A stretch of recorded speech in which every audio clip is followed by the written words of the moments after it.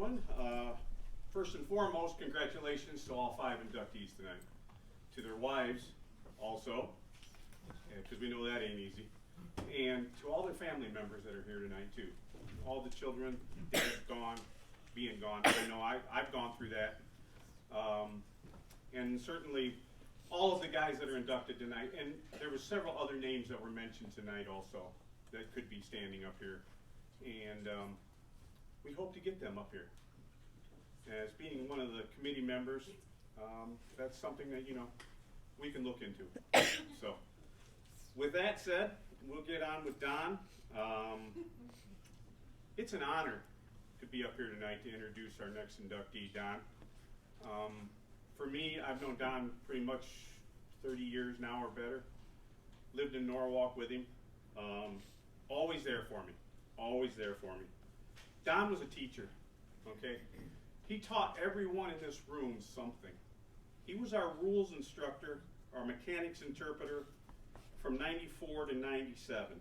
He was our mechanic and rules interpreter from 2000 to 2003. He was our rules interpreter again in 2004 to 2007.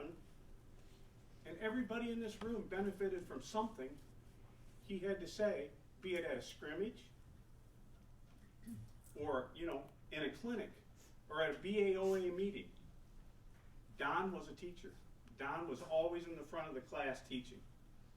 Having worked with Don for several years, I got a first-hand look at some of Don's teachings, and I learned some great things from Don. I learned what this meant.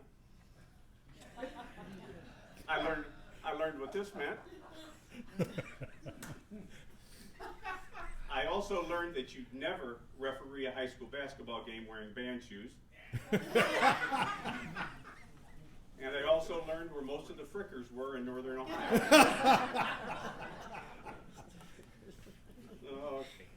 And Don's officiating numbers, both in football and basketball, were amazing.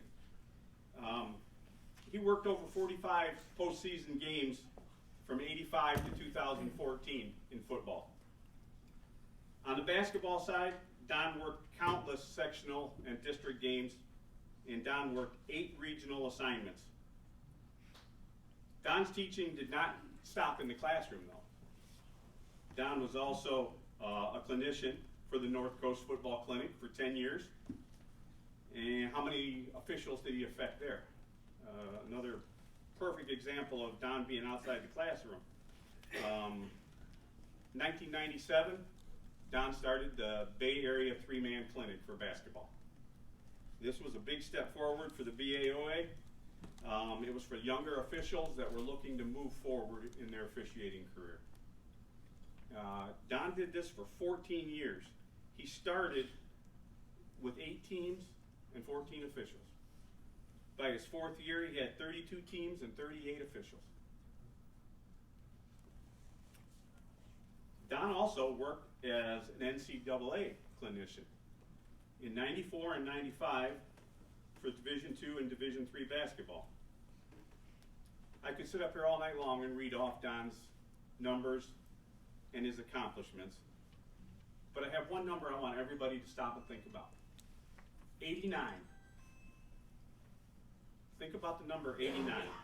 Don worked 40 years of high school basketball, 39 years of high school football, and 10 years of NCAA basketball. 89 is how many seasons he had to get ready for. Think about that. That is a lot of seasons to get ready for. It is with my honor to introduce our next inductee for the 2023 class, Don Nardecchia.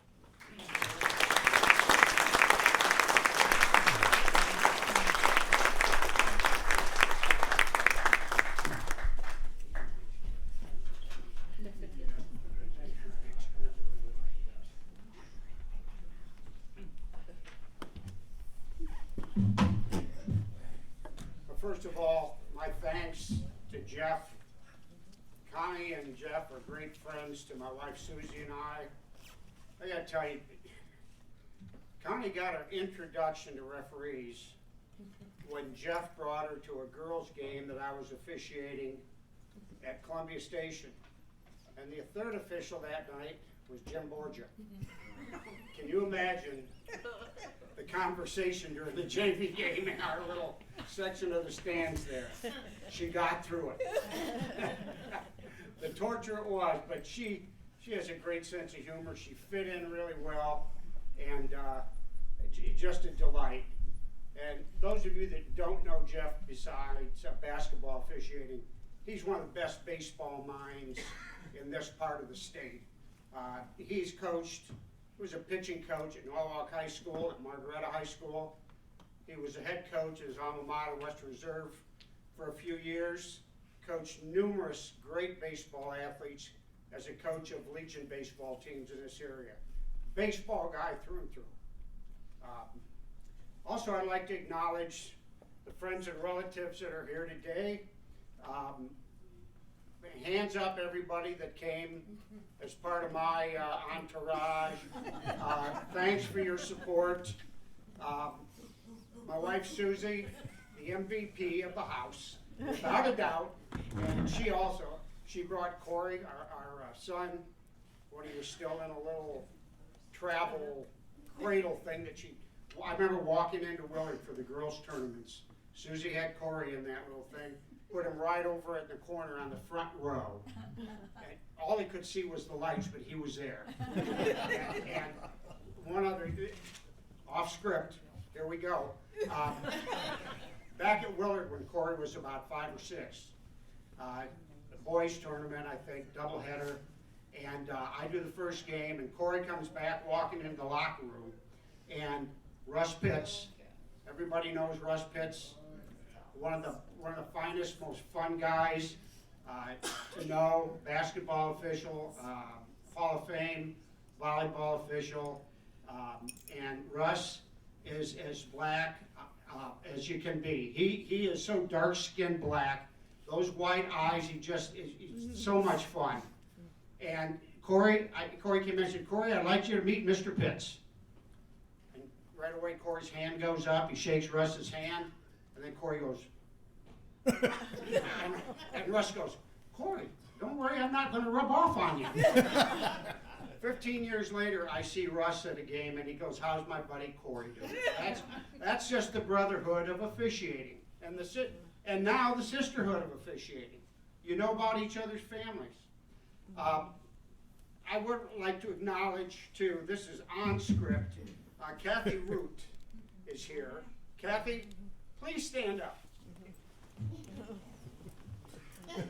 Now, Kathy Root is a 17-year Ohio High School Athletic Association women's swim official. She's a swim official. 21? Whoa. Okay. I knew for sure 17. In 2022, she broke the gender barrier in her association and worked the state swim meet. Just to let you know what a hard worker she is, she's always been this way. She worked 54 swim meets this year, and last year 60-some, including everything that followed up down in Canton at the state. But I think it's an amazing accomplishment. She works junior high matches that the other officials snub their noses at. She's available, she goes. If it's an hour and a half from Norwalk, she goes. And that's why she was at that state meet, and why she'd be there more often, quite frankly. But thanks for being a good friend, Kathy. And she also got my wife, Susie. We'll talk about that a little bit later. So I've got all the preliminaries done. Who's ever the timekeeper tonight, please now start my time. Ready? It's great to be home, everybody. This was my Monday night home for 40 years. When I began attending Bay Area meetings, the mandate from the state was attend 5 meetings that lasted 1 hour. That was what you had to do to keep your license. In the early 80s, they reduced that to 4 meetings, but they put the time up to 75 minutes, so you still got 5 hours of instruction time. I was never, the association offered 7 or 8 meetings. If you had something else to do one night or got called away, you had lots of chances to make it up. I know it's not nearly that many anymore because of online meetings, but I was never a 4 and out guy. A lot of guys did that. Got their 4 in, never saw them again. But I just saw it as an opportunity to listen, Learn from some great rule interpreters. In football, when I started, Lloyd Swords. Hearing guys will remember Lloyd. Some of you basketball officials been around a while will remember Lloyd as the guy that kept the scorebook for years and years if you're in high school. Excellent football man and first rules interpreter. Second one, Rick Jeffrey. Rick, come on, you just ate. Get up and move a little bit. Hey, stay up a second, Rick. Rick Jeffrey, 20 years preparing for meetings for football. George Kurlick followed Rick. I have not seen George here tonight. Later, Brad Huntley, Chuck Caskey. And now I see Sean. Comes to you now, buddy. In basketball, we talked about Jimmy Machado. And Dan took over for Jim. Les Gherkin did it for a while. A guy by the name of Mark Litton, Tommy Priestman. I can attest to the prep time it takes to get ready to prepare a season's worth of lessons without repeating yourself. Taking enough time to relay the messages that the people in Columbus have. They want to get the message out. They tell us we're supposed to bring it back to you folks. Making sure you get that. Rule changes.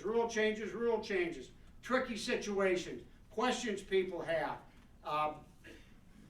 It's amazing. I admired all their dedication to what they did. I answered the call when Les Gherkin was nearing retirement. I think that's when we first established the need for a basketball mechanics person. So I did that to kind of aid Les, took over part of his meeting, and then took over completely for him as he was in failing health. I did it for a few years and decided it was time for another voice, new ideas, a little change of things. So Mark Litton took over. But after a couple of good years from Mark, he disappeared, dropped off the face of the earth. It was just about basketball time, and nobody heard from him. No numbers were working, so it came back to me again. And I gladly took that over, and that's when I got Tom Priestman to come on as my mechanics assistant, my wingman, and it prepared him for when I retired. And Tom has, I'm sure, been doing a super job for you since then. But all these guys have done such a great job. Anybody I mentioned, please stand. Brad, Dan, come on. All you guys that were rules interpreters, Rick. That is what makes the BAOA what it is. Secretary, you've already heard, but it's on my script and I'm not going off it on this one. Bill Monahan took over the BAOA when the BAOA started. We had the Sandusky area officials and Norwalk area officials. And they merged. 1971, Bill Monahan became the secretary. Bill did that till 1981 when he approached Keith Newton. And at the same time he approached Keith, he told me in my 3.5 years as an official, well, you're on Keith's football crew. You'd be good to become the vice president and the president and the 3-year cycle through the chairs. He said, you know, Keith, you're on his crew. You can help him a lot. How about it? So, I just thought, well, you're going to do this thing. Step up and let's go. And Keith went for 30 years as secretary of this association. Made numerous positive changes. And Greg Martinez took over and in 2011, and now he has retired. So Keith, Stan, Greg, Stan, it's a tough job, but they did a great job. Now there's been, I guess I was probably best known for the 3-man officiating clinic. It's been referenced to already. Here's how it started. Basketball camps in the late 80s, early 90s were big business for college officials. There was one in John Carroll every year, $450 to go for 4 days. And what did you get? You got a nice big satchel to carry your gear. You probably had more beer than you needed every night. Listened to more war stories, were overworked from all the games you worked, and not a whole heck of a lot else. I wasn't really sold on going to a camp. In 1992, I went to a camp at Baldwin Wallace that was held by Diane Place. I started working for her in the NCAA games in 90-91 season. Now, I don't want to expound on that except for the fact, you ever have a chance to go to one of her functions, jump at it. You'll be so much better spending 2 or 3 days at her camp. She has mostly Division I officials working there. They are so personable. They know how to talk to you as an observer. And it'll be a great experience. Anyway, it was for me, and I realized then that you didn't have to spend almost $500 to learn a little bit. The next year, 93, Diane asked me if I would join, if I had some time I could give as a clinician at Oberlin College, where she had her camp that year. I did that. I picked the brains of some of the other clinicians, and I was almost ready. In 94, I went to Michigan State to the Mid-American Conference camp. Went with 2 great friends. Your partner in that big game down in Columbus, Dan, Sam Radel, and Robbie Lee, the late Robbie Lee. Roomed with those guys. Had a great time up there, but again, we were overworked. I had shin splints going home. I mean, it was a showcase for MAC officials. I did okay for a young guy, but that's not the reason I went. In 1995, Mike Smith at St. Paul with his new building said, we're going to have a little shootout here. Could you get officials? And I said, sure. And almost like that, I said, I think it's a great opportunity to start teaching 3-man mechanics. And I'm sure he thought, I don't want to pay 3 guys per game. I said, yeah. And I said, listen, I got an idea. We'll get our guys over here. We'll get some clinicians in here. You don't pay anybody. We'll take the money, pool it, and get them shirts or whatever. And he said, yeah, I think we can go with that.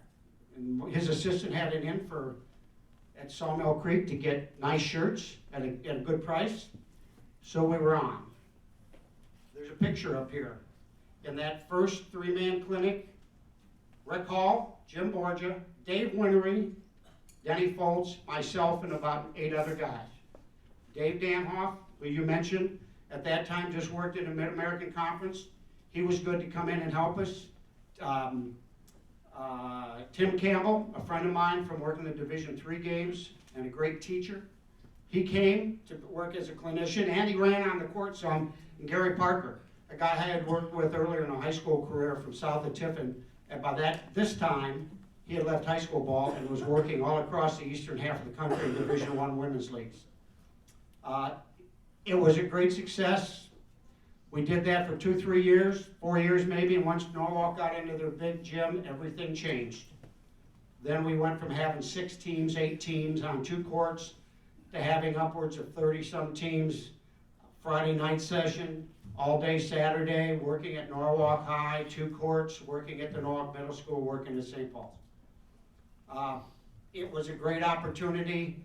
3-man was just becoming, we got a lot of good varsity officials in there, and a lot of good clinicians, but we didn't have enough people in the Bay Area. So we reached out. We reached into Lorain County, talked to Larry Reardon, amongst others.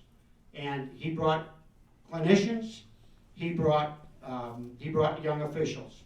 We decided to set Saturday morning aside just to teach JV officials 3-man mechanics. Why? Because you never know when one varsity official is going to be gone, and if that athletic director comes in to say, we need somebody to take a 3rd spot, anybody have any experience? Bingo. Did we make them game ready? No, but we got them experience and we got them comfortable. And we did that by having the best available clinicians I could get, all people that I would want working with my kid. Larry Reardon, Mark Novak, Steve Iwanek, the late Dave Zaborniak, Nate Smith, all came down. Dave Winery. In later days, the guys that went to the first one started working. Troy, Ty, Dan Moncher, Tom and Jim Priestman, Tom Rainey, Charlie Ridenauer, Steve Spoon, Scott Ford from Toledo, Joe Miller, Rick Hall, Jim Borgia. Came in, everybody donated their time. Nobody paid to come to this. They just wanted to get better. Anybody that's here that worked as a clinician or came as a camper to those clinics, please stand up.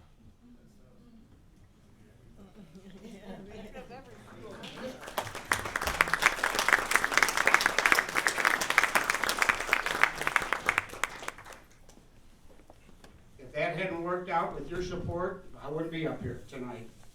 Thank you very much, all of you. There's another group responsible for me being here tonight. These are my football brothers and my football sisters. July of '78, I attended a football officiating class at the Sandusky YMCA. It was July of '78.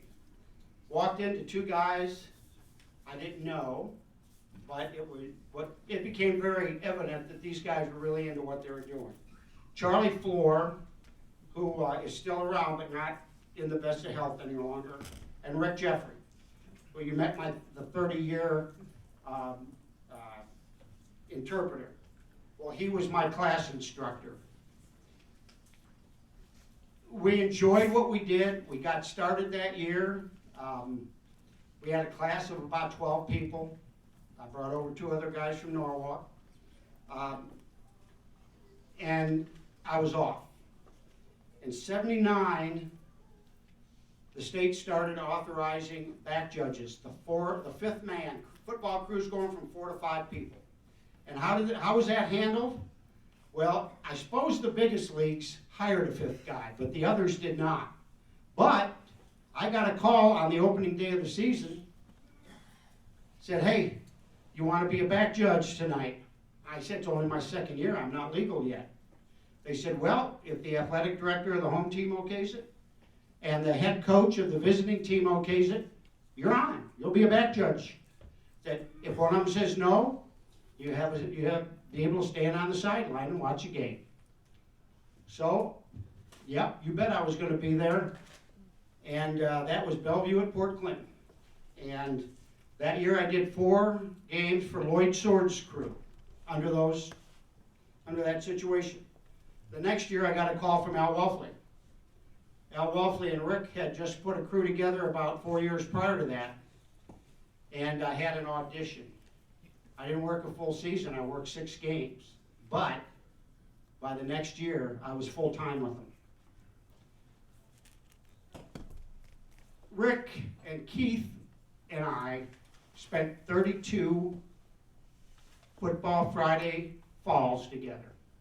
And that is a brotherhood. Our original next guy on the crew was going to be here tonight, but came up testing positive for COVID just a couple days. Chuck Krumholtz moved to Columbus after about 10 years with the crew. After those first few years, we had a couple other crew changes, but we stayed pretty doggone stable. Bill Nam joined us. Long story, a great find for our crew, and you heard about Bill, Larry's wingman, Larry's co-pilot. He was a great addition. A few years later, we needed an umpire. I ended up talking to a guy by the name of Oberlander from Tiffin, which a lot of you know. He told me, if you know anybody needs an umpire, our crew's breaking up, we got one. We got him, and boy, we got a doggone good one, John Lilly. Later on, when Keith and Rick retired, our crew kind of was half left. There was another crew in Norwalk that was doing the same thing, same time. So we had a merger. And after 30 plus years of refereeing 5th and 6th, 7th and 8th, 9th JV games in Norwalk for Norwalk and St. Paul, probably a record of 2 people working together in Norwalk, never be surpassed, Denny Foltz and his crew merged with mine. So these brothers were great support for one another, and I more than you'll ever know appreciate your brotherhood. But the amazing part of the stability was the ladies back home. And when I mention the support of the sisters, they were just that to one another. Gail Jeffrey, Louise Newton, Lisa Nam, Wendy Lilly, Ruth Ann Fultz, and Susie Nardecchia. They were amazing to let us do what we wanted to do as long as we did it with their support. Much love to all you ladies, and like I said, Susie's my MVP. Now, I was not the only official in the house.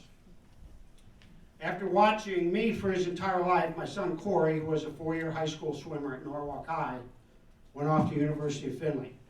After his time there, he became a swim official. Took the test, became an official, joined the local association, and immediately his youthfulness caught their eye, and he, in no time, had a pretty impressive schedule. Now, the reason he got talked into that wasn't so much me, but his mom.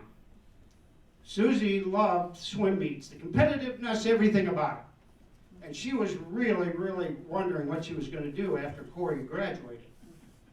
Comes Kathy, the lady you met earlier that worked the state swim meet. She and Susie were both swim moms. It's just that Kathy's son graduated a year early. So she convinced Susie to take the test, and Susie and Kathy worked a lot of matches together for over 10 years before we retired and moved. I went to her first swim meet. I lent her a couple of Fox 40 whistles, and when the meet was ready to start, I realized she never practiced blowing those whistles. So those of you, okay guys, you can't overblow a Fox 40 whistle. But if you don't put much wind into it, it sounds like crap. So in swim meets, before every event, the non-referees, the umpire, is that the term for it? Starter. Okay, the starter. 3 long blasts on the whistle to get everybody's attention. It's like, shut up, sit down, here we go, okay? That was Susie's task. Now she's working with a Hall of Fame swim official. Going back a little bit, Dick Henry was an AD at Mansfield High at one time, but that was her partner. One of the coolest, I just thought great partner for first match. So at the break halfway through, I went over and talked to her. I said, when I get home, I'll show you how to put some air in that whistle. And her reply, what do you mean when we get home? Is that some kind of a referee pickup line? And the other one at home, my daughter Karen was, she went, that I can recall, she went once to games. She was a band president. She used to love to babysit weekends for the money and being around the kids, and most of all, on Friday nights, if she was babysitting, she got to watch Dukes of Hazzard, which wasn't allowed in our house. She went with me to Seneca East, back at the old Attica building, and she's sitting with a friend. She brought a friend. They were sitting up, and I sat with them for part of the JV game. Well, it didn't take long once the game started that they heard a lot of yelling, probably mostly at me from behind, because evidently the mom of the post player from Seneca East, who was a very large girl and couldn't move her feet and can only reach, was getting fouls called on her pretty quickly. And so they were really letting me have it. And I guess the girls had to turn around and see what this woman looked like. And as soon as they did, she goes, I'd be embarrassed if that was my dad. But Karen threw it right back in. Karen, who never would speak like this to a regular adult, looked right back at her and said, if you were my mom, I'd be highly embarrassed. Only time she ever went. I told you a couple stories, but what I attempted to do is go easy on the me and more about the processes along the way, all the support it needs and all. I want to add a couple things. Our final years of basketball were the best. The 3-man crews turned road trips into an event on their own. The stories we relived in the back seats are worthy of being told in a comedy club. Rick Hall, Jim Borgia, and myself could have scripted hours of stories. The year Jimmy had health concerns, we turned to some of the younger guys, generally around the Norwalk area, and took them with us. And they just got a small sample. Rick, Jim, and I, we rode into the sunset together, retiring the same year, and what a ride we had. One more story, then I'll get on to the close here. This is one of the short ones. Jim and I were officiating at Oak Harbor, and they were playing Sandusky St. Mary's. It's a guys' game. Just before halftime, to set the situation here, Jim's the lead official under the basket. I'm straight out from him. I'm the trail, so I'm on the same side as him. Billy Seitz was over the center on the other side. We have the benches and the scorer's table right along our side. There's a shot taken, and the ball took a funny bounce on the rim and went straight sideways. And if it were not caught, it would have landed about a foot from Jim. And it's in a spot, as I saw it coming, I thought he's not going to see the ball coming until too late. And there was a foul. The Oak Harbor kid went straight up to get the ball. The kid from St. Mary's was on his back, reached up higher and grabbed it. And I immediately, when Jim didn't catch it, I blew the whistle. Tom Kowaleski, rest in peace, what a great guy, the St. Mary's coach. I report the foul, just had to turn. There's Tom right there going, Don, Jim's down there. Why didn't Jim call that? Why didn't Jim call that? So I went over and kind of went right beside him and I said, Tom, you've known Jimmy and I for a long time. And you knew we grew up in the same neighborhood. His left eye just doesn't work sometimes, and I know how to compensate. And then I turned and looked him right in the eye, and we both burst out laughing. The next day, we're at St. Mary's for a girls' game. We're in the locker room getting ready. The door opens. We don't hear a voice, because usually they holler. We're looking at each other, and all of a sudden the voice comes, I hear this is the crew with only 5 good eyes. Thank you to the Hall of Fame committee. I know you had hours of debate, discussion, whittling down a nice-sized group of individuals, all super people. I'm truly humbled. I think when Jeff let me know that I had been elected, I said, who else? And when he told me the other names, I was stunned. Absolutely stunned. Dan, we were coming down the home stretch of his career before health problems grabbed him. Absolutely as solid a partner as a guy could want to work with. Back in the 2-man days, we had it covered. Larry, I know what all you put into the clinic, and I know how well everything you did along the football lines. And I think we went over to Cleveland area one night for a basketball game, and it was as quiet as it was for a scrimmage. It was just unbelievable. Not what I expected. Danny, although it was so unique that we finally got to work together on Friday nights. Although we did sub for each other's crews sometimes on Saturday, but to have the crew with the two of us was something I didn't expect to happen after all those years. And it's just amazing. And Keith, all those years, all the times we talked about how to prove the association, he always bought into helping as our secretary to help with both. He was basically the secretary of the football and secretary of the 3-man clinic. Now I've used a snapshot of things I did as an official that helped improve the Bay Area Officials Association. Certainly not beyond what any of you could do. Don't be afraid to step up and offer your assistance, especially you newer officials. You have a lot to add. It's easy for older officials to overlook what 2, 3, 4, 5-year officials, 6-year officials need to hear. Speak up. Talk to people. Volunteer a 10-minute rules session just to give Tom a break. Just to give Sean a break. You know, to hear the same voice for 1 hour and 15 minutes is a lot. But if you will volunteer or go up and tell them what you'd like to do and get involved. Just get involved. Be active in your association. Leave the Bay Area better than you found it when you joined. That was my goal. That's my wish for all of you. It's great to be back home. Thanks for bringing me back.